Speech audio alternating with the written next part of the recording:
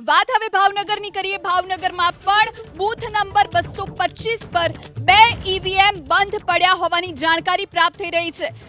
Military સોસાયટીમાં booth number 225 પર 2 EVM બંધ પડ્યા છે, જેના કારણે મતદાન થોડું ડીલે થઈ રહ્યું છે। છેલ્લી 30 મિનિટથી મતદાન રોકાયેલું છે।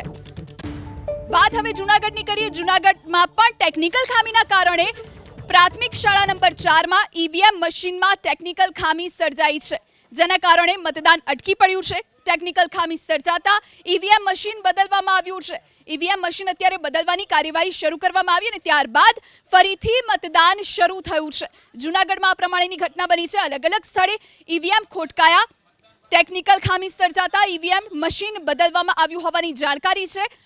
જોકે લોકોની લાઈનો હતી, લગભગ અડધો કલાક જેટલો સમય લોકોએ રોકાવવું પડ્યું અને ત્યારબાદ ફરી એક વખત મતદાનની શરૂઆત થઈ છે। પ્રથમ અઢી કલાકમાં સરેરાશ 21% મતદાન થયું। તો મતદાન બાદ ગૃહમંત્રી અમિત શાહે શું કહ્યું, આવો સાંભળીએ।